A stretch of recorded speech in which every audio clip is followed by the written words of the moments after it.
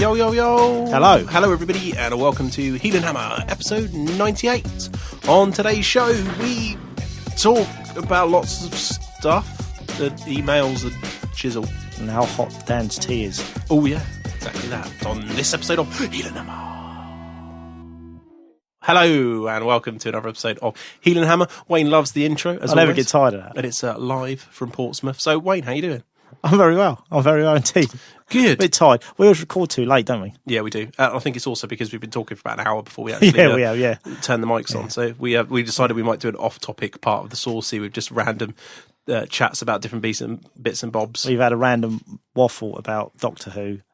Merlin, BBC TV, basically. BBC TV, basically, yeah. Yeah. It's been good. So, welcome, as the intro may have alluded to today, because of the last show being out a little bit late, thanks to an audio fail of myself and being quite a long one. I was conscious that looking at listener figures, it always ends up the show after with not a massive amount of people. There's always a massive amount of you listeners listening to it, but not as many people listen. Sometimes the show can get missed. So I'm going to keep the length of this one down, hopefully. So we're going to do a bit of a mailbag episode where we've got a lot of emails and things that I've been hoarding to reply to as we go. So there's no news today because, unfortunately, due to the timing of this, although you guys will have seen White Dwarf probably the day this comes out, I would have thought, we haven't seen it yet, have we, Wayne? No.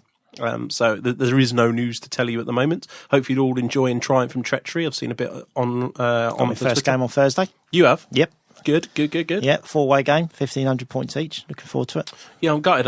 I had planned one, but I can't make it. So, make sure you get some photos and tweet it, because I want to see that. So, and I said this on Twitter, actually. If you are out there at the moment and playing Triumph and Treachery, I'm very keen to see pictures of it and just hear how it's going for you. So, email them in or tweet me, whichever. That'd be great. You might even get your name mentioned on the show. You never know. So, before we get into it, we are sponsored, of course, by Odd Games, www.oddgames.co.uk, with the Christmas period appearing quite quickly. You want to get yourself on there and make sure you're getting all of your Christmas presents for any of your prospective friends or family that are into their gaming.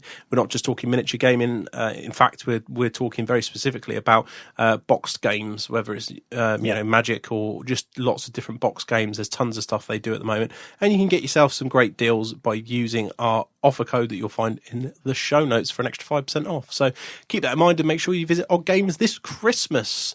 Let's get into it, Wayne. Talking of box games, did you see on Twitter this Kickstarter for Hero Quest? I have seen the link. I haven't clicked on it yet. Does it look good? Wow. Yeah. Who's making it then? Is it just a random dude? I don't know. I was just looking at the pictures and I just got shot back to my childhood. It was brilliant. Well, I'll say my childhood. I wasn't that young, but, it was, I loved that game. Absolutely loved it. Let's do an open shout out. If you're listening and you happen to be making this Hero Quest game, we want one. You'd like a review? I would love one. Two podcasters. I would love a Hero Quest. Large listener base. Awesome game. Can't go wrong. Whoever is making it, I salute you. Send it to Wayne and he'll paint it. Yeah. Yeah. Good. Yeah, so it's good. I would pour a lot of love on that. Nice, that's getting cut. So, Wayne, I should say, just before we carry on with what we've got to do, the code is in the show notes, but in case you don't know, when you visit Odd Games, if you want your extra 5% off, it's really, really simple for this time of year. It's Heelan Xmas. That's HeeLanXmas. Spend £40 or more and get yourself an extra 5%. Okay, let's talk Warhammer. Right, let's talk some Warhammer. So there's we've had a lot of questions actually over the past few weeks come in via the emails, and I'm just going to pick them at random and we're going to go through them. Hopefully there's a bit of something for everybody in this. So I'm going to change names and places to protect the innocent on this one, but we had an email from a gent named Ben. He is a long-time listener, but first-time writer. He's listened to the latest show we did on Gentleman Gaming, and it really struck a chord with him. He's been in the tournament scene for a while now, and always has sort of what he calls silly armies and lives the mid-table dream. He agreed with everything we said about playing nice. It's about both players having fun, and he's running currently a all-Khorne Warriors army that he took to a tournament recently. And it was a proper Khorne army, so it didn't have any magic or shooting. He was told by one of his opponents that his army wasn't a proper army, as it didn't use all the phases, and the guy complained a lot, as he just said it just moved and forward. See, that's harsh, because only dwarves are not a proper army. Coming from the original dwarf player. yeah. So I know what I'm talking about. Exactly. And yeah, he wasn't too pleased with his opponent anyway, but his question was this: how much do you take your future opponents into account when writing a list? This is a good one, this one. This is a great one. It is. He says, I can say that the only time I have is when I thought about doing dwarfs and realised it would be no fun. Hey, see? Point taken. Sorry for the ramble. Keep up the good work, Ben. So, come on then, Wade. How much do you take your future opponents into account when writing a list? I don't ever take my future opponents into account because I'm a power gamer. 90% of the time, I'd say all the time, because over the years I have done some naughty things. Like chariots. Like chariot arms, yeah. Like, I've had my moments, but I'd probably say 90% of the time I don't really have to worry about what the opponent thinks of my arm, because I know he's not going to have an issue with it. Most of the time they're trying to us not laugh at it. So, what about the time you took 2 abominations? Did anybody have a little cry about that? I got battered all weekend. Yeah. I suppose so. Nobody did have a moment they beat. Yeah, they didn't, because everyone had fire magic. They just looked at it and went, "Oh, Christmas!" and just took them off. So, nice.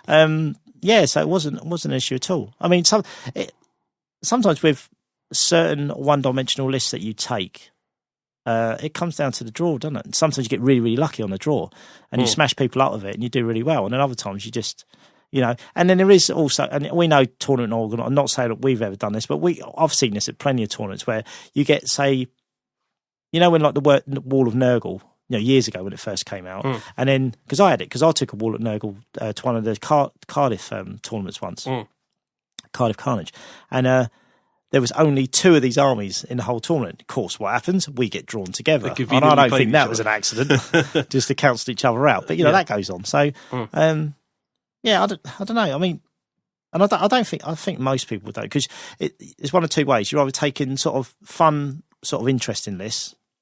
They might not necessarily be that fluffy, but they're interesting. They're different than the net list, and people want to do something different. So they're not really concerned about their opponent, because they're trying to, be seen to be doing something different. And obviously, then you've got the hardcore gamers, whether it's just net lists or stuff, really, really hard stuff, and they're really, really good players that they're coming up with themselves. I.e., like Russ does. Russ does his own thing. Russville, UK number 1. Yeah, very good player. Comes up with his own stuff. Works his own army. Always tries to do his own thing, he's number 1 for it, and you got to applaud that, because that's all, he's done it off his own back. That's great. And he's always been a good player, there's no doubt about it. But then you get I don't think anyone really is that bothered about what their opponent thinks of their army, because you're either going there to win, which say you don't care anyway, or you're going there for fun, so they won't have a problem with it. From my own perspective, I'd say I do both. And here's a good one. I do both. No. Hear me out. First off, can I just make a quick mention of? I saw on Twitter today there was I posted up that we were recording a show, and Steve Wren, who's a long-time listener and forum poster, Slam Dunk Design, he posted up getting in the mood ready for tonight's recording or whatever. Let's do some hashtag Heelanhammer rules. Oh, the Heelanhammer rules, and things we had to do, and it was like you must always mention the first turn Rat Ogre charge that we had at the beginning of 8th. Have we not talked about that? No, it's amazing. First turn, I was in there, great moment. You must always mention painting something with moss, which, funny enough, you said to me on the text. Yeah, when I actually read that tweet, I was painting moss on a model, which it's pretty accurate. It's genius. Well done, Steve. You know me so well. And there's a load of it. So if you're on Twitter, just search for hashtag Heelanhammer rules, I think it was. And there was like 5 or 6 of them that are really funny. And one of them was about me saying pacifically instead of specifically. And it just, as a perspective, then specifically, it reminded me of it. So there you go. Anyway, I divulge. So, for me, I can do either. Now, I'm not going to sit here and tell you. You didn't say either. You said both. I do both. But you implied at the same time. No. All right. I'm glad we got that cleared up. Let's just get this clear. This is coming from the guy that played the Lizardman Cloud Army consistently at the club in friendly games. I'd play my mum with it if I was teaching her to play Warhammer. It wouldn't have bothered me, right? But I remember actually one day my missus wanted to see how it was played, and I took the Wood Elf Shooty Army of Doom and played against her. She still beat me. She still beat me. And so you cried. I did, I think, rage about dice. Your mum beat you? No, not my mum, my missus. Oh, sorry. Yeah. No. That's just as bad. Yeah. Of course it's not. It's not in the same. Behave. Your mum beating you is far worse than your missus beating you, surely. I wouldn't mention either of them. Anyway, we all started off at small, lower levels. Anyway. And that reminds me of something. I'll just tell you this quickly before I forget. We're doing on Sky Sports, there's a thing called Super 6. This is football, nothing to do with Warhammer. And you get 6 random teams, and you have to predict the scores of these 6 teams. It's free to play, right? If you predict all 6 scores, you win I think it's £250,000, right? If you don't, but you get points as you go on, right? So all the lads, we all think we know everything about football, right? We've all joined up. And then Karen, one of the women I work with, she knows nothing about football, not interested at all. But as soon as we said it was free and you could win £250,000, she was like, yeah, I'll have a go. She's top of the league. Excellent. Just for your luck. Just anyway, go on. Yeah. Yep. So there you go. You don't so I can get beat by women as well, mate. Yeah. No, I can do it. We all can. We all can. Apparently, it's equal opportunities or something. Yeah, right. And so when I say I do both, so I initially, and I always look at my own experience of this. When I started playing Warhammer, I was all about the Wood Elves, shooty Wood Elves. I'd play down the club repeatedly. Slowly and slowly, people started not to want to play me, or they had a convenient excuse not to. It started to sink in that it's because the army I was playing at the time. No one wants to be basically shot at for 5 turns as it was back then, and then fight 0 combats, because it was fun for me. I enjoyed it, and I did enjoy it. What can I say? For me, it was all part of the fun, trying to dodge combat, and that I saw that as a good part of the game. Experience tells you for your opponent it isn't. It's like pulling teeth. And then I moved on to lizard men. Did more, did it worse? No, at that period I moved on to Skaven and then undead, and then I ended remind me of your Skaven after you played last time. Was that? It Board Edge? Which one? Oh, you mean the latest one? Oh, yeah. That was the netlist, wasn't it? No, no. Before that, I had, I don't know if you remember it was the Gareth Hamilton style, because it was, back then I was reading White Dwarf, and Gareth Hamilton, who's actually, I've had the pleasure of actually playing in real life, but back then, he was pretty much a legend, a White Dwarf legend. Yep. His army, as a Skaven fan, he did some Gareth, inspirational stuff, really. And I had an army similar to what he used to put out, because I read it in White Dwarf. It's 36 the 36 blocks. I still love the 36 block. They just look good. Yeah, with spears and assassins and all the bits and pieces, all the characters in the world, and that's brilliant. So I'd rat ogres. I did actually have rat ogres. A Doomwheel that Al Thompson, Warhammer Andy Legends Chambers did it first. Did he? Yeah, there's a really old article in White Dwarf by Andy Chambers. I saw a battle report where he had it as well, playing Wood Elves. Yeah, he did the 36 block. Yeah, I remember that. That's where I first got it from. Yeah, I remember seeing a battle report that I read over and over again versus Wood Elves, two of my favourite races, Skaven and the Wood Elves playing each other, and he had it, big 36-man unit. So I used to start off there, and people slowly stopped playing me. So then and then when I come back super competitive, I then picked up the Lizardmen, and similar problem. People groaned and moaned when they wanted to. Eventually, I did it. So, but the biggest one for me is like when you and me play, I would say that I honestly, when I pick the army, unless we're practicing for a tournament and I'm going to bring the hardest thing, I honestly try and pick something that I think will be enjoyable for us to play. Otherwise, there's no point, you know. And that. But that's about the only time I do it. If I went to a tournament, I would not consider it at all, because I'd hope that most people going would be bringing with the same attitude, not the win at all costs attitude. But I doubt many people think, there will be a few, but I doubt many people. I mean, even in this example, Ben's not saying he thought about his enjoyment. He's asking the question, should he be thinking about it? I think it comes back to like the last episode when we talked about conduct, because I mean, I've played you many times, and a lot of the lists I played against you, they've been horrible lists, but we've always had fun because we know how to conduct ourselves, and there's the banter there, and there's and it's good fun, and then I had that run against you, even though you were taking rock hard lists, I was beating you consistently, because it does happen when that don't happen anymore, but it happened for a while, and so to me it's not really. I mean, you will come away from games sometimes you go, God, that list was horrendous, but to be fair, as long as the bloke I'm playing is all right, or the bloke, it doesn't have to be a bloke, person I'm playing is all right, and can have fun and conduct themselves properly, then I don't mind that. It's when you get both. It's when we get the rock hard list, and the difficult, without using expletives, the difficult player using that list. Then it is hard work. It's a difficult 2.5 hours, 3 hours, which you just want to get over as quick as possible. Definitely, No, I agree. So I think in answer to Ben's question, the answer would be, I think that if you're playing down your club, I do think it is worth thinking about their enjoyment. Yeah, because you want regular opponents. Yeah. If you work in a tournament, you just need to be a nice guy and do all the things we talked about in the last show, I think. Club playing, definitely, because I'm trying this treachery game we're playing at Thursday. I'm taking like a quirky Skaven list where, it's going to be, it's a little Moulder army, basically. So I might put Throt in there, but it'll be no magic. It's only 1,500 points, but I know that'll be a lot of fun to play with, because it'll either do pretty well, or it'll just get bashed off the table. Especially with the treachery bit, suddenly I get charged in one of my flanks of my rat ogres, or I get to do it to someone else. There's potential for a lot of fun there. Oh, definitely. But obviously that, and I've taken that to tournaments, and, it is enjoyable for my opponent because he gets to play something different. It's not that enjoyable for me because as the tournament wears on, I'm getting bad.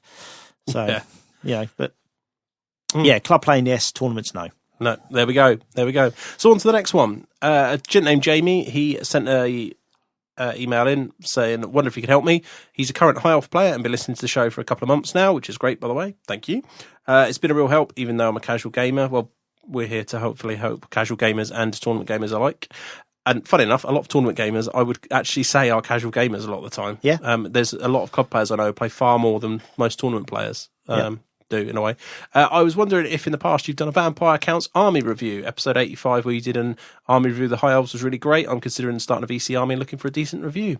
Have we done a Vampire review, Wayne? I know the answer to this. I don't think we have. No, we haven't. No. We could do soon. I've been playing it a lot. Because you've been playing loads of VC, haven't you? So we should do one, really. We should. I've got the Empire one on the books. That's been there a while. There's a whole host of new ones, probably starting after the new year. I think we'll try and start back on those because they're a big, long job and we like to get a guest in for those. So, but yeah, there's no reason why we can't do the Vampire one. Actually, I've got a couple of people in mind I could talk to with my own experience because I like, if I've been playing it, it makes it easy because I can talk about it as well. But ultimately, there's a lot more people more experienced with the army than I am. So, hopefully, Jamie, that will come. Okay, let's move on. You'll like this one, Wayne. It's about dipping. So, question for you. Gent named Scott. He had a few questions. If you've got a second to spare. We have. Firstly, let me say that I love the show. Thanks very much. We appreciate it. On the previous podcast, I heard you mention during the segment about banners and how you store your models at the moment, not using foam cases. What is this that you use to store transport your models? Because I'm hating the damage that the foam cases are doing to my Bretts, tearing off shields and banners every time I try and pull them out for a box, pull them out the box for a game. Secondly, this is dip related. I like dipping as I don't really have enough patience for hours effort to need a good quality painting using standard techniques.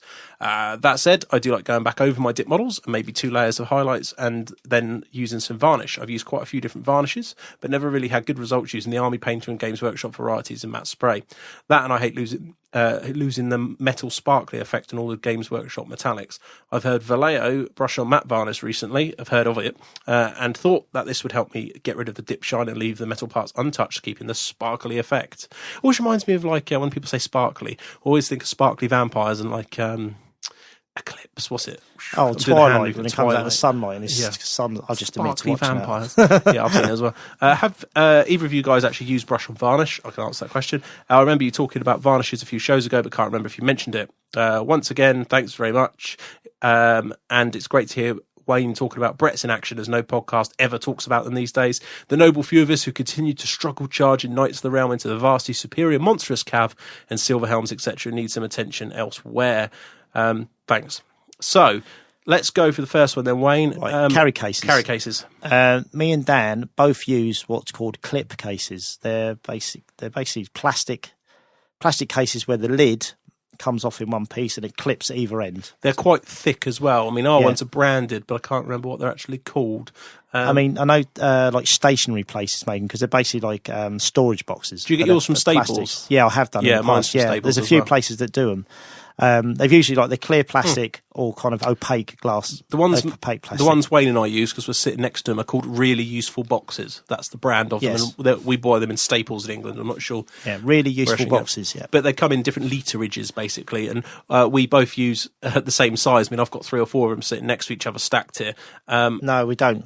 Oh, don't we? No, mine are way bigger than yours. There's been an edit there. You can get them in different literages and they're different sizes. So I think the height of them is about the same that we use. I mean, to give an example, depending on the army, mine, I'd say that one there's probably a metre long and I don't know, not half a metre, 12, 13 inches deep. I don't know. It's hard. I mean, it really comes down to what army you've got, because some armies are quite... I mean, there's a vampire army then that's easy 3,000 points. The lizardmen's probably 3,500 points underneath it, and there's still more room depending on what you've got. You can really pack these things in. And we've got them magnetised, so magnetic sheeting, which is available, I believe, from Odd Games. And we put the Flexometal down on it's self-adhesive, so you just stick it all down to the bottom of the case. The movement trays have got magnetic sheeting on them, same thing, self-adhesive, and then the models have got the equivalent on top. So you stick it on the case, on the bottom of the movement tray. So the bottom of the movement tray sticks to the case.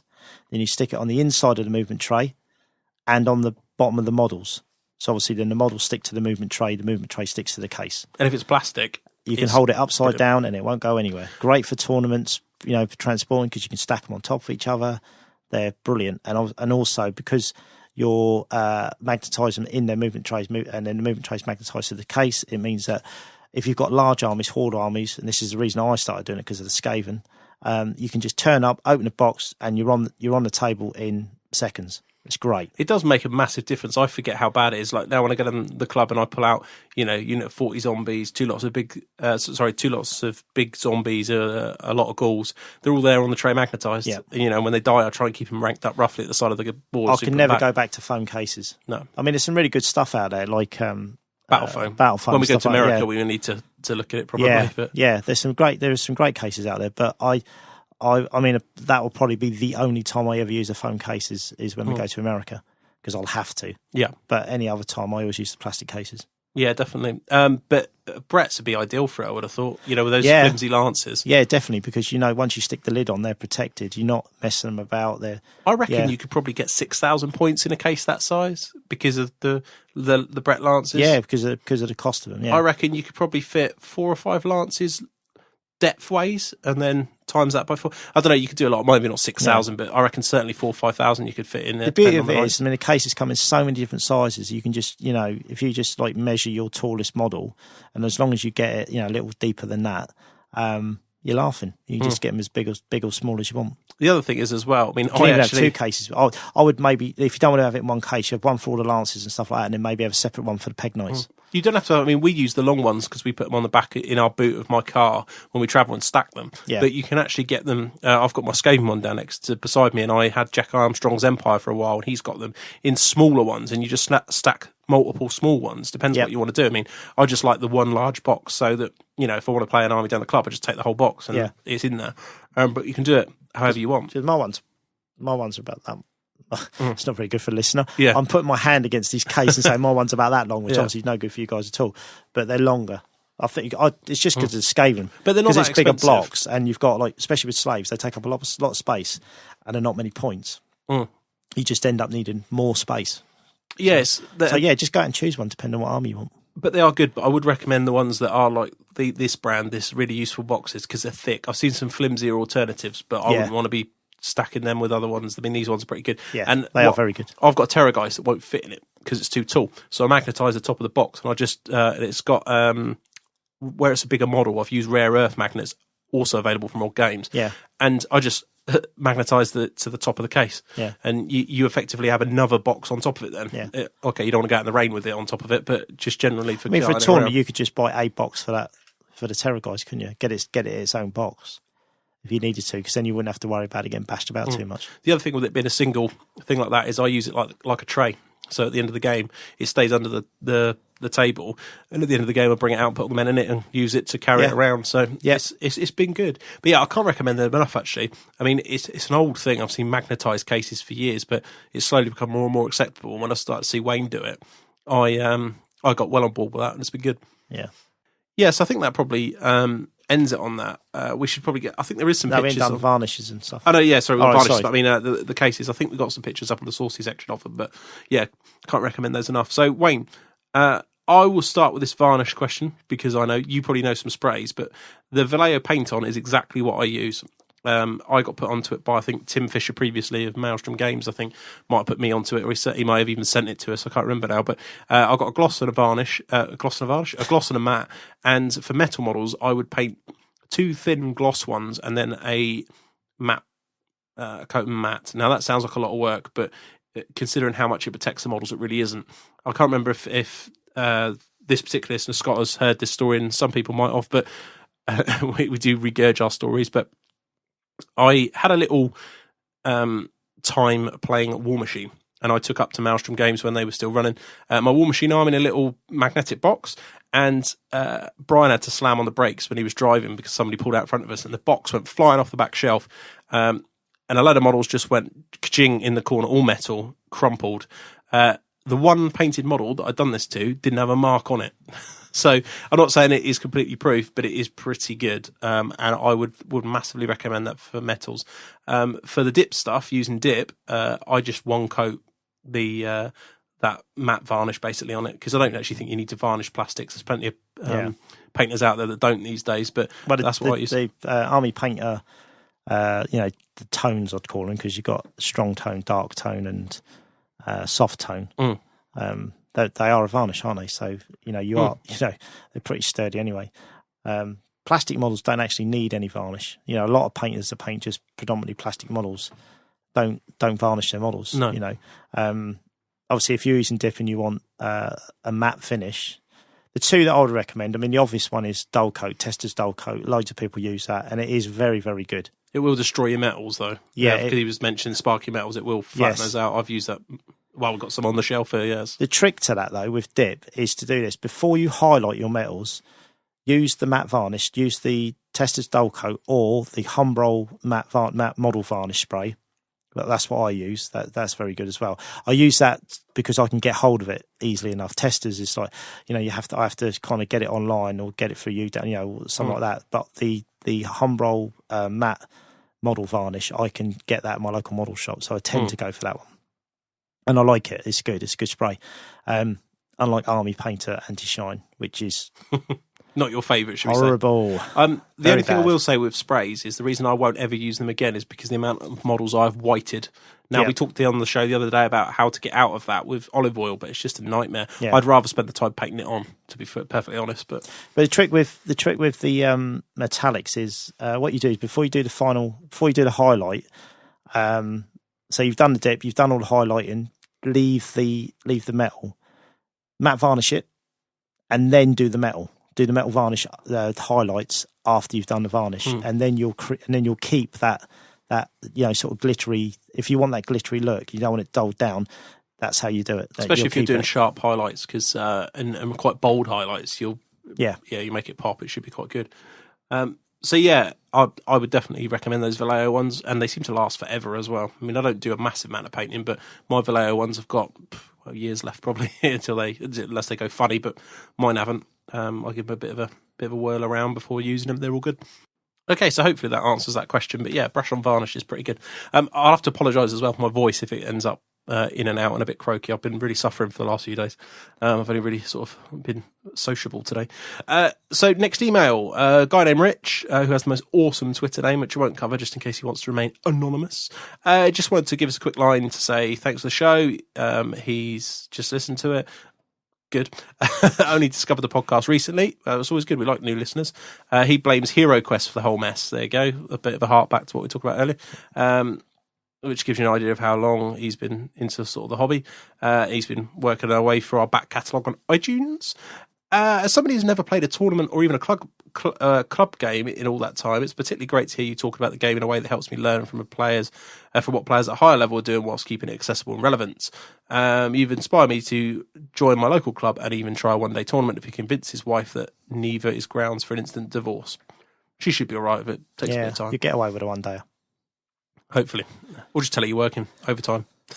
Money always works. Hope you don't mind, but I'd like to ask you for 2 bits of advice. Are there any one-day tournaments you'd recommend which will suit somebody who's predominantly a hobby player?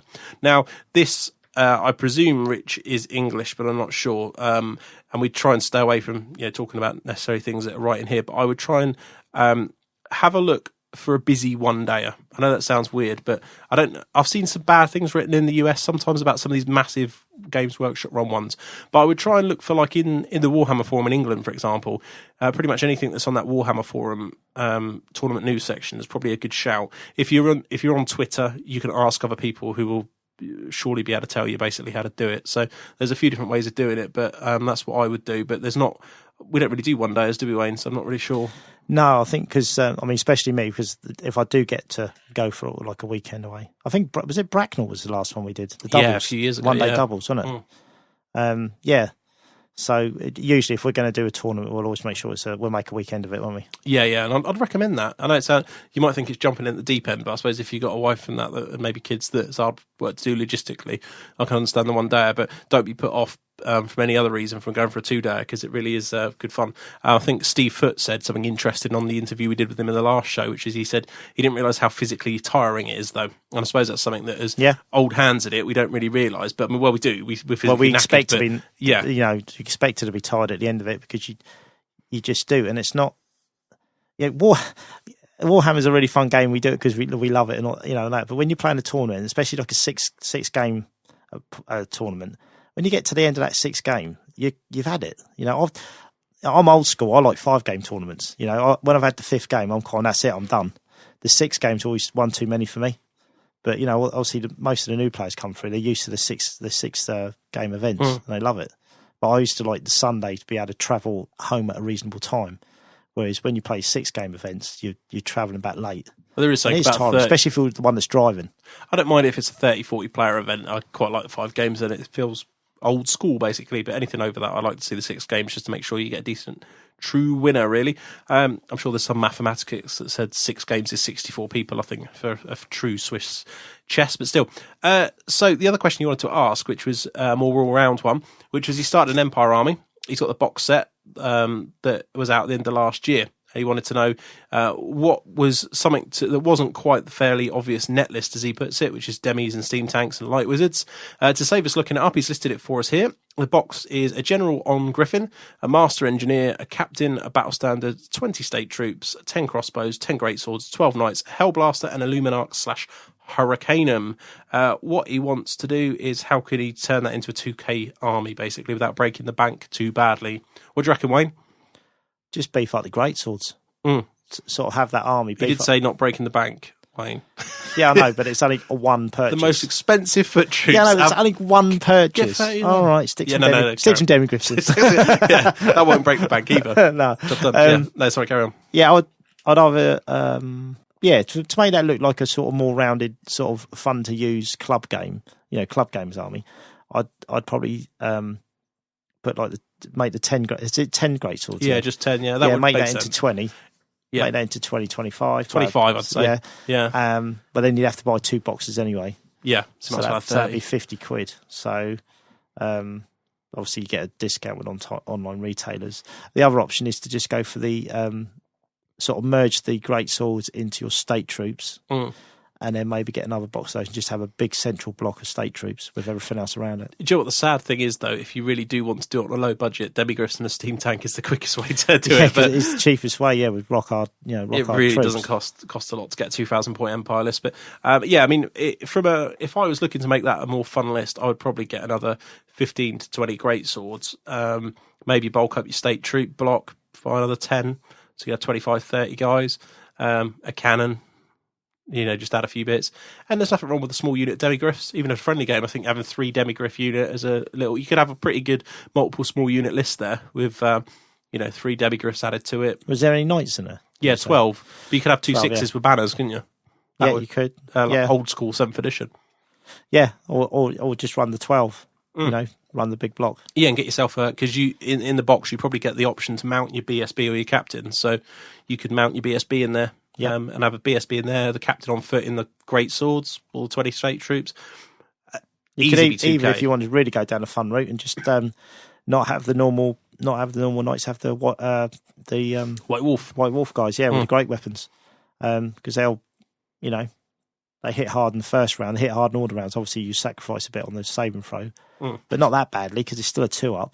Yeah. So, definitely. If you compare it to say Question Knights, they're the same kind of kit, but they're only on a 3-up arm save in combat. So, White Wolves ain't that bad. No, not at all. Hopefully, Rich, as well. I mean, this is a bit of an old question now. It's been sitting in my inbox for a while. So if you have had some luck expanding that, let us know how you get on. We'd be keen to relay it to the listeners. Okay, so next email was from a guy named Curtis who was good enough to donate to our Adepticon fund. So we more than happy to answer your question. You don't have to pay for us to answer your question, but we want to thank you all the same for the support of the show. He says, Grey Seer in a gutter runner bunker. Have you ever seen this? Can it be done? Does the Grey Seer get the special abilities of the skirmishing unit? Gentleman Gamer and Vil episodes genius. Keep it coming. Thanks, Curtis. The meek may inherit the earth, but they do so in small plots. So there you go. So, Wayne, Skaven, your bag, your baby. No. You seen it done? I'd say no to pretty much all that question. Yeah. No, I wouldn't do it. Why not? one fireball and he's off the table. Mm-hmm. Well, one anything and he's off the table. One volley of arrows and he's off the table. Why is that? Because the leadership? Yeah, the leadership, it dies very quickly. Something hits it, knocks the gutter runners down to a certain number, and then the Gracie is taking hits. Or he can't rally if he legs can't it. rally. If he goes below 25%, he can't skirmish, can he? Because he's not a skirmisher. No, he can if he. It's very specific actually in the rules. If he joins them, he gains certain rules. So he gains the movement rules, and he basically can march and shoot his gun. You could give him, I suppose, but. No, I've never seen anybody do it, and I doubt you will. It's a lot of points to lose, willy-nilly, isn't it? Yeah, I think the fact you can sit in a clarinet unit or slaves or on top of a screaming bell. And also, why would you want to? I mean, obviously, he must have he's got an idea, of what he wants to do with them. But I'm trying to think what that idea would be. I've done it with warlocks. I've had warlocks running around in there sometimes. And don't get me wrong, if I've been under pressure, especially when I was playing them, when ogres just come out and everyone was running ogres, there were times when I was running out of units, and I have put him in there late game if I've really been in trouble with the +1 leadership banner battle standards. So your leadership 8, I join them both in and march them around out the way because you get obviously the good move out of it. Although you slow them down a bit because you're only movement 5, aren't you? But I wouldn't have said it was something that you'd normally set up to do though. Just because, as you say, you're too susceptible to anything. And actually, a big unit, the bigger they get, it's a big footprint, isn't it? That skirmishing unit, it's very hard to deal with sometimes to keep them safe. So. And also, you kind of, gutter runners to be effective need to get fairly close to stuff. And the one thing that most Skaven players are avoiding is getting their Gracie close to anything. No. So, interesting one. Not something I've ever done. Don't think I ever would do it, actually. But, I mean, unless I was in a situation where I had to. It's kind of like to save him. As I say, I've done it certainly to save him several times. But, I wouldn't be going around doing it. It's quite fun in a practice game, I think, sometimes to... do it with not even a practice game. I've done it with warlocks trying to get doom rockets into good places or brass orbs or things like that. But, I wouldn't go around doing it with your Gracie. not with that awesome leadership that he has without the strength in numbers. So, so hopefully that answers your question.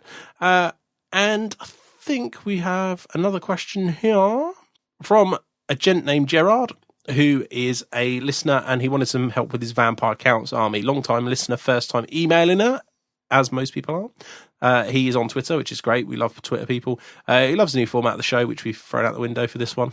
Odd enough. And great. Sorry. Great to have you guys back live from Portsmouth. Pretty sure you get this all the time, but there's any chance you could help me with a new fantasy player, write a no-comp vampire army list. A few guys in my gaming club are moving around from round to square bases.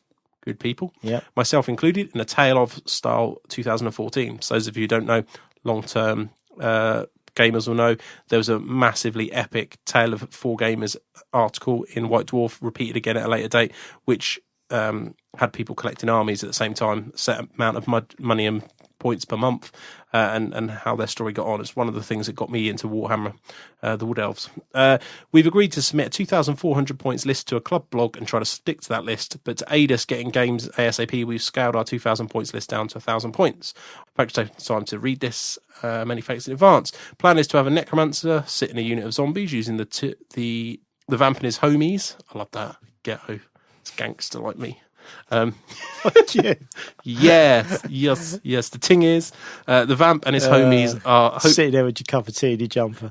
Yeah, and my slippers. You are all gangster. You are. I'm about as gangster as they you come. Is the Don. Yes, Wayne. Yes. The vamp and his homies are hopefully going to wreck some face where needed, with direwolf units as flankers, and he's got Terrorgeist, so hopefully he'll do some damage. So let's have a look at the list. Okay, 1,000-point vampire list. Master Necromancer. So 1,000 points, Master Necromancer. Level 3 Wizard, who's got the Talisman of Endurance, which I believe is a 5-up ward save. He has a Vampire Hero, who is on a Barded Horse, Law of Shadow level 1. Not a bad choice. He's pretty pointed out. He's got a Dawnstone, an Enchanted Shield, and a Sword of Might. So that's a re-rollable 1-up save, Wayne's favourite. Love it. And Strength 6 with a Sword of Might. Yep. 2 Direwolf units, 5s. 2 units of 20, 3 units of 20-ish zombies, some Black Knights, 5 of, with a Flaming Banner and a Terrorgeist. What do you think about that for a 1,000-point list then, Wayne? Not much. If I'm honest, I think that's really, really fragile. Mm-hmm. Because the zombies will go quick in their 20s. I don't think you'll be able to... I know you take the wizard to raise stuff, but in that I don't know. I don't think you'd be able to raise that many. And if your opponent takes a sort of smash unit, imagine like a unit of juggers at that level. It'll clear that army or up. Demigriffs. Yeah, just clear that army up, no problem at all. I don't see where the balance of it is. I think that would be my problem. First off, disclaimer, I don't think vampire counts are very good at low points. I think they have a potential to gimmick people massively. So if you know what other people are taking and you stack, say, ethereals, which is always the key, you could ruin some people's hobbies with, Hex Wraith units, Banshees, Wraiths, Spirit Hose. You could just completely ruin them.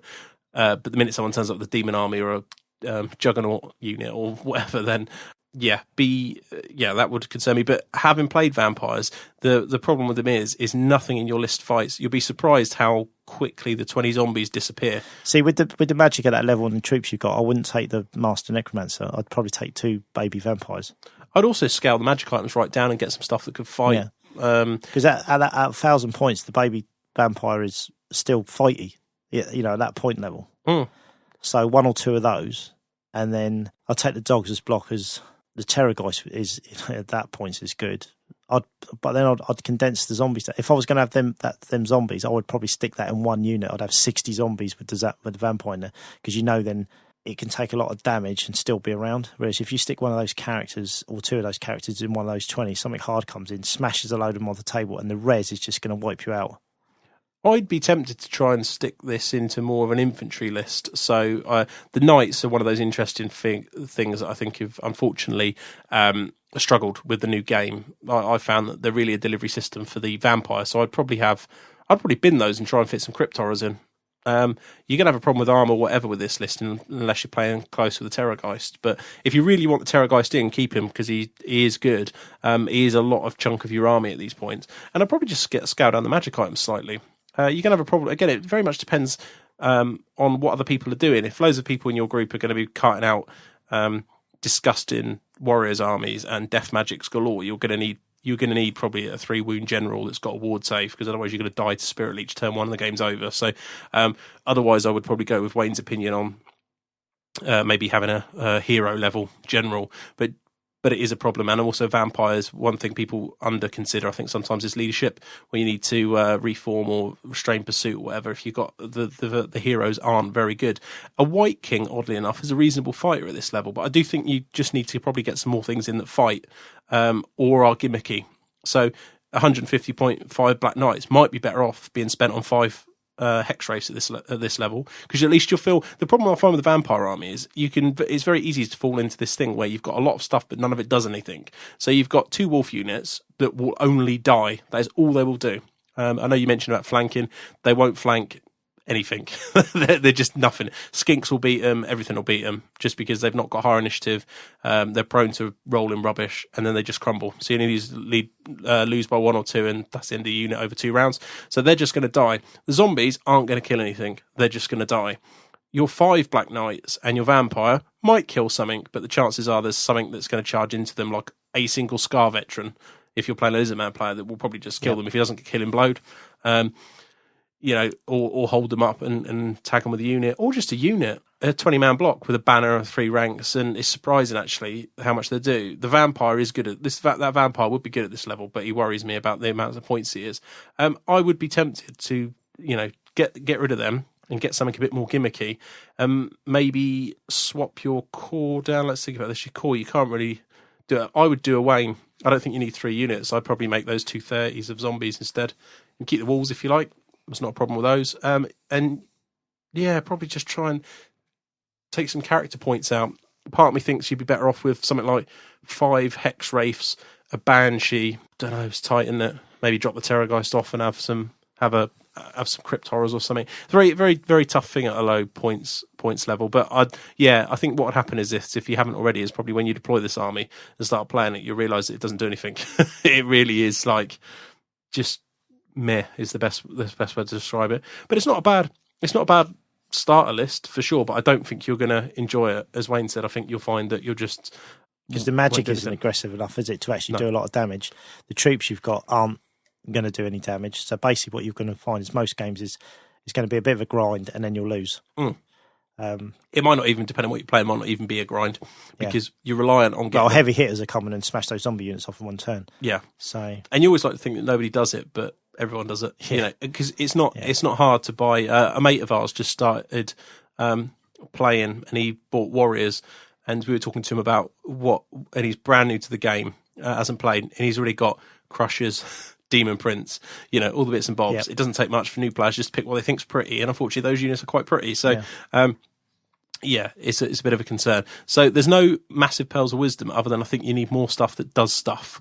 So it needs to be gimmicky in terms of Banshees or Hex Wraiths, or even a Vargolf at this points level would be pretty good. I think. I think Vargolf that level would be very good. Yeah, I'd be tempted to drop the Terrorgeist and have a Vargolf. Yeah. That saves you 50 points. You know, if you had a Vargolf, a unit of 5 Hex Wraiths, you could even swap a zombie unit and a wolf unit for some skellies that are a bit better, and then downgrade the vampire to a White King, or I don't know. There's a lot of things you could do to make it a little bit more sturdy, but I think you just need some trixier units in there really to cause some people some problems. So maybe have two smaller vampires. One is your general that's in a block, and then the second one mount him and put him in the cav. Maybe have like 7 knights with then a mounted vampire. Then you got a bit of hitty. You got something that's going to hit hard. Yeah. So there's your punch unit. Yeah, it is very tough at that level. I mean, I think when you're spending over 200 points on your general, which in a vampire army you're going to spend points on your general, it's undoubtedly, it does trim a lot of what you can get elsewhere. But you know, you think 166 points. One thing I do find always about low point games is the more units, the better. You got more chance of doing things. And 166, 200 odd points on a vampire hero with 2 wounds at toughness 4. 138 points gets you 3 Vargeists, which aren't great, but at low points level, you know, is a pretty good unit. So I don't know. I think, just skimp some of those characters down and bulk up with the stuff that fights. Get rid of the knights. I don't think at low points they're worth it. I'd certainly be looking at 5 Hex Wraiths or a Vargolf or something like that. Maybe, and as I say, maybe bin the Terrorgeist. He is scary, the Terrorgeist, but I'm not sure. I used him at 1,200 points and he was okay. So hopefully that's some help. But ultimately, what I would say, reading your email, is first off, welcome to the game. Fantastic that you guys are doing that. Don't get too hung up on writing lists and doing no comp. You know, in the email said about, can you help me write a no comp vampires list? Don't worry about comp. Just take what you think is going to be good. You probably, without our advice, should take that list. It wouldn't take you long to realise exactly what we're telling you, probably. I mean, I still take 2,400 point lists that I think look all right, and then I start playing with them. I think, I don't really do anything. Half of this doesn't do anything, and try and tweak it to what you fancy. So, but yeah, don't get hung up with no comp, trying to stick to certain lists. Just play what you like. But what I would say from a vampire player's perspective is just try and pick stuff that does things. It's very easy to just spam rubbish because it sounds like a good idea. Yeah, I'm going to have a zombie horde, because that does sound like great fun until it's you not, play and it isn't boring. It's boring. You know, you do need to... I know it's hard at 1,000 points because it is difficult. There's not a lot of room to play. But you got to try and create a bit of variation. Something that will hold something up, something that will have one unit that will block stuff, one unit that will hold stuff for a turn or two, and one thing that will give you a bit of punch. So then you've got options to play, and you'll enjoy the game more because you know that if as you play different players, you've got something that does a bit of everything, and it will just create a better game. Definitely. And that applies to all armies. If anybody else is listening and thinking, can they apply it? Or even if your friends are listening and they're thinking of doing the same for this league, that applies. Having an entire army of skink skirmishers sounds really cool and dirty, and it's going to beat everybody, but it won't be fun, and it probably won't beat everybody because someone will turn up with 2 units of Hex Wraiths and someone else will walk over the top of it. So, just bear that in mind, really. The balance is always better. So that brings us to the end of our emails. So we're going to have a beardy weedy week, and then we're going to get out of here. So let's get on to it.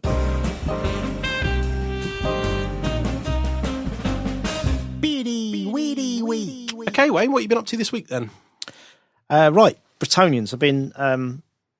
I've got the Fireforge models, which you talked about before. I built a fair few of them. Haven't built the whole army yet. It's kind of a bit of a...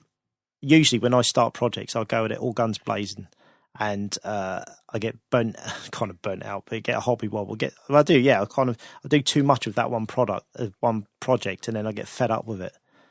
So what I'm trying to do is trying my hardest not to get fed up with this. So I built a unit of Questing Knights, and I built a unit of Men at Arms, and I've built a unit of Knights of the Realm. question knights, you'll say, because no one ever used question knights. But I've kind of taken the attitude that I really like the ideal of the idea of question knights. I love the whole. I think they're the most sort of Bretonian thing in the Bretonian book. With the whole quest for the Grail and everything. I think kind of sums up the whole the idea of Bretonia.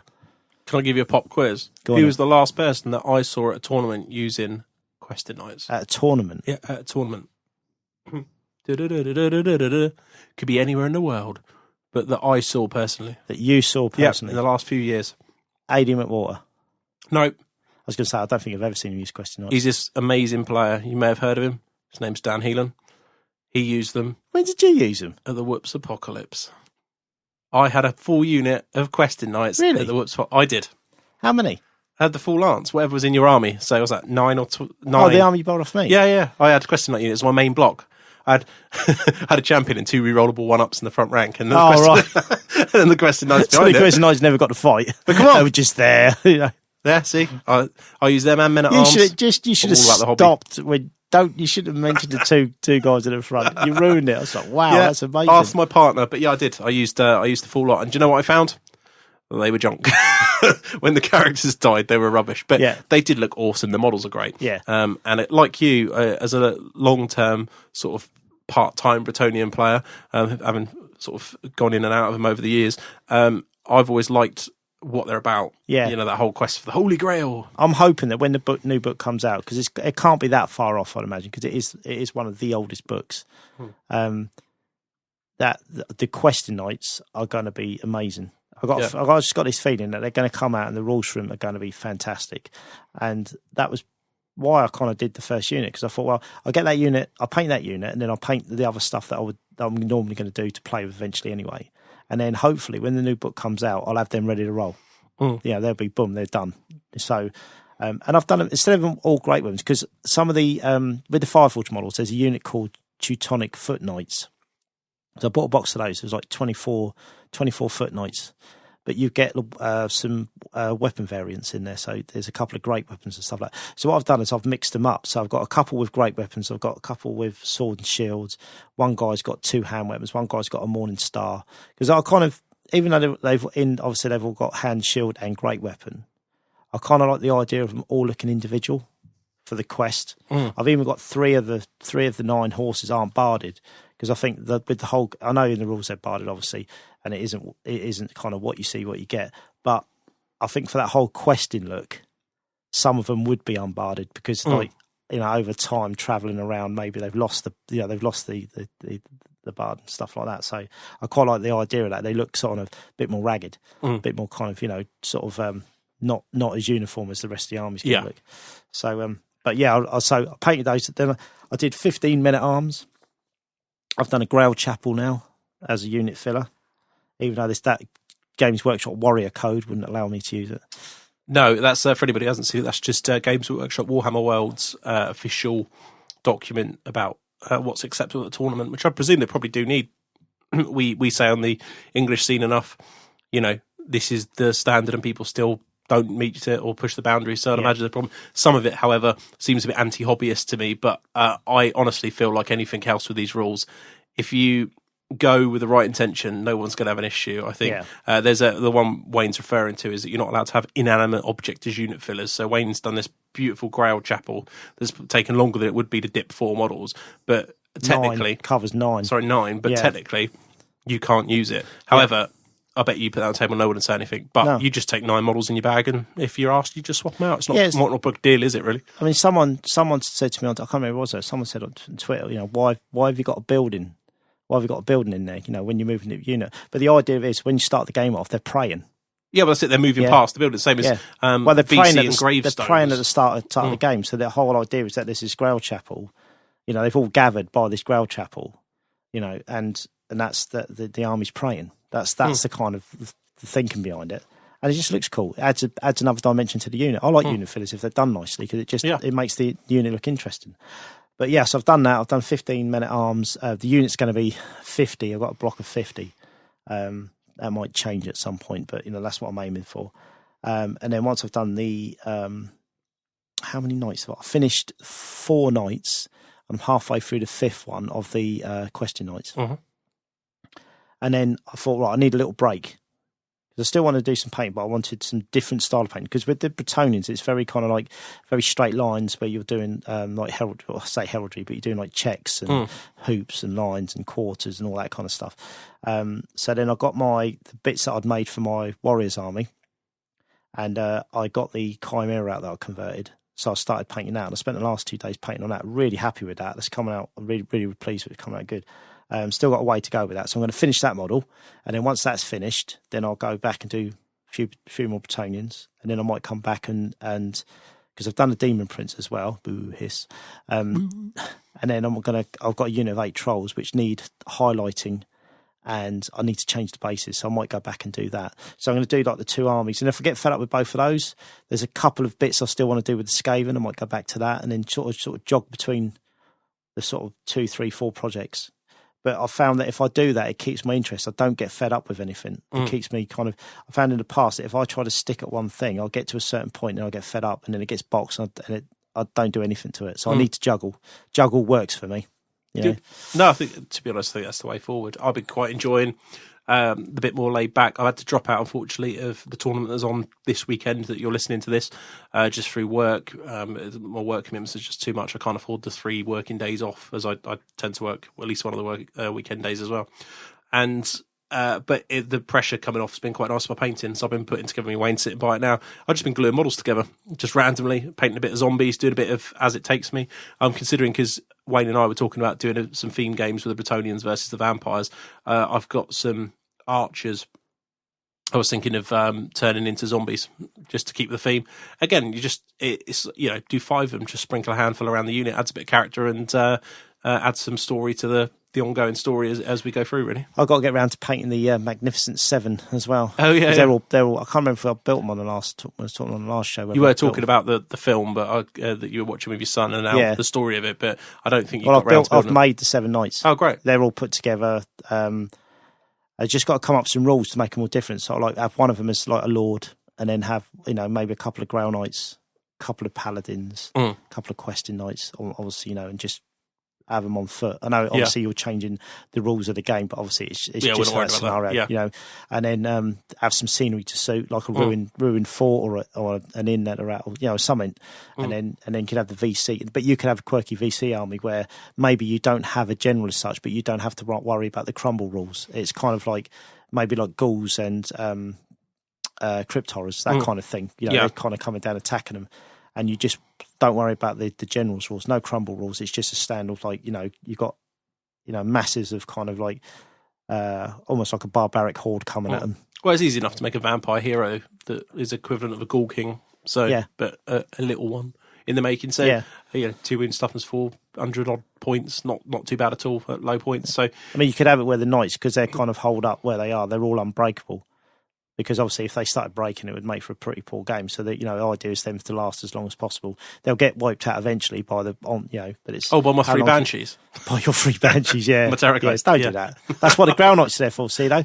Yeah. See, Grail Knights, with their boomerang swords. Get screamed off. Taking them out of range. Well, you could come up with a couple of, like the just as like quirky rules. Like the warrior priest prayers. Wouldn't it be cool if Grail Knights had like prayers?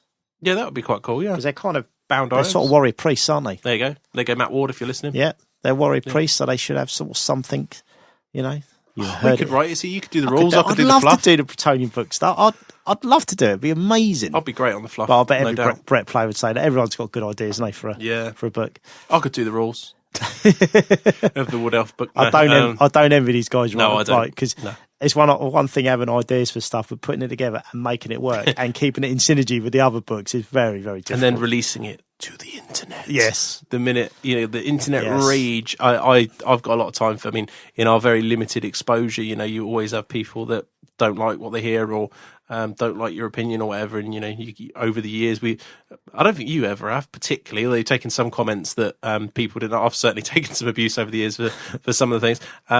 And you just get used to it. So I've got nothing but admiration for some of these rules writers that they must read some of it.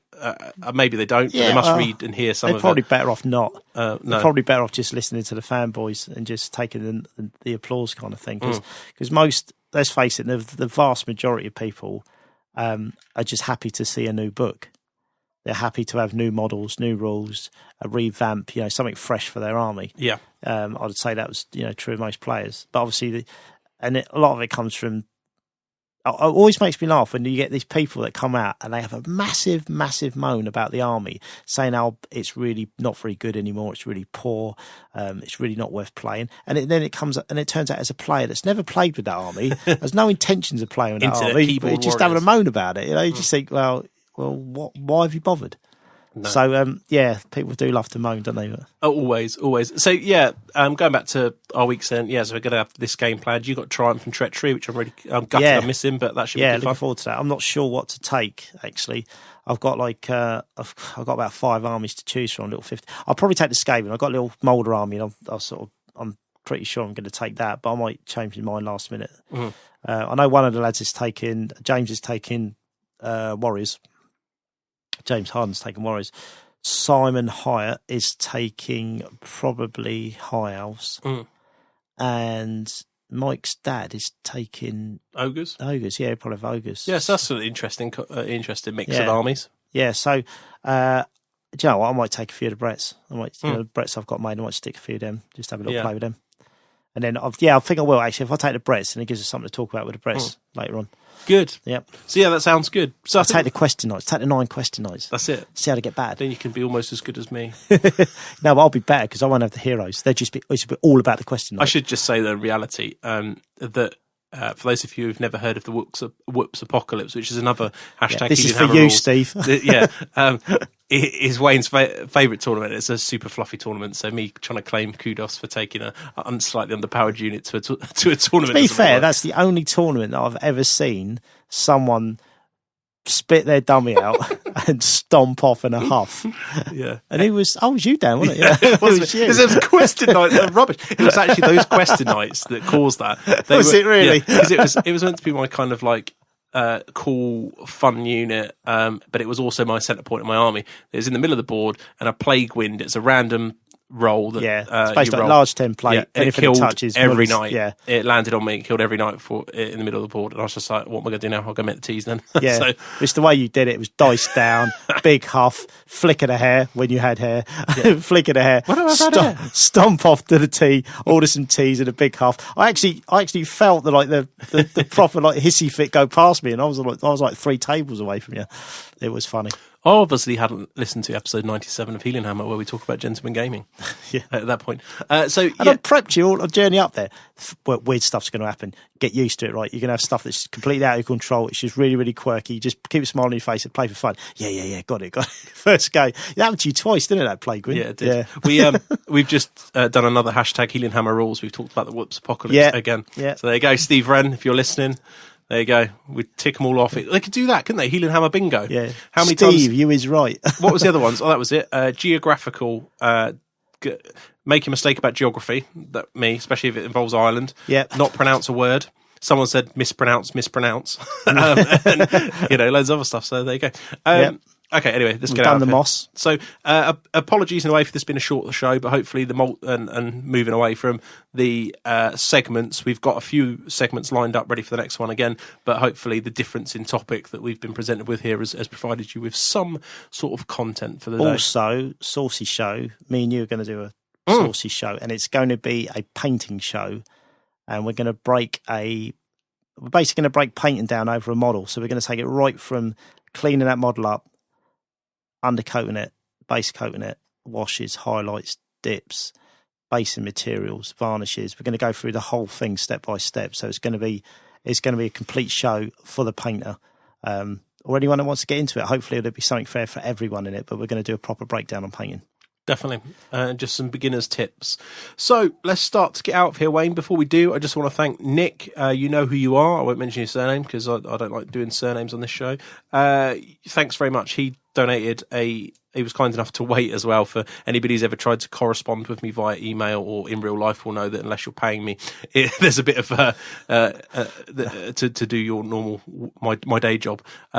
You don't get instant replies, and Nick was polite enough to wait for my to and fro, but he offered me some white dwarfs that he didn't need, and he had one of the numbers that I was missing.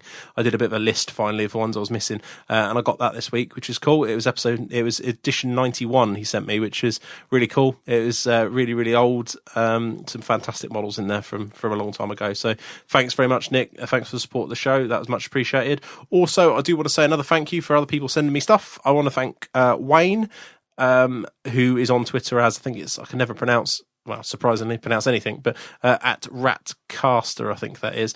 He sent me a pot of Cote d'Arms Putrid Green, because I was on about trying to match some colours on Twitter the other day. Yep. So thanks very much for that. That's going to get its use for certain. In fact, I've got highlighted 30-odd zombies I might use that on. Looks like a good colour. So thanks for that. And, of course, thanks to our sponsors, Og Games. Once again, just remind you to go and check that out for some Christmas presents. I know there's some stuff on there I might well get for some of my siblings that might quite like those. And that's about it. I think we're time to go, Wayne. Anything else you want to plug, say? Helen, anything else? No, I think we're done. We've done the emails we wanted to do. Yeah, no, I think that's it. Good. Okay. Well, thank you once again. Thanks our sponsors. If you can, make sure to drop us an iTunes review. They all help us move up the charts. Make sure you join our forum.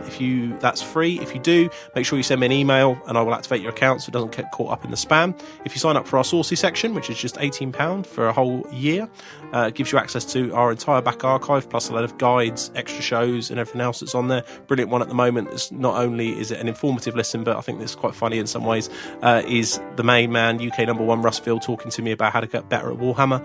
That's up there. Again, if you sign up for that, please, I say this every show, and I would say there's about 1 in 5 people actually does this. Put your username for the forum in your payment when you pay us, because otherwise I have to email you and say, what's your username? And then you have to email me back, and it just delays the whole process. And you'll get access to a secret area of our forum, which has all this sort of content for you on it. That's it, Wayne. Until next time, see you later. Bye.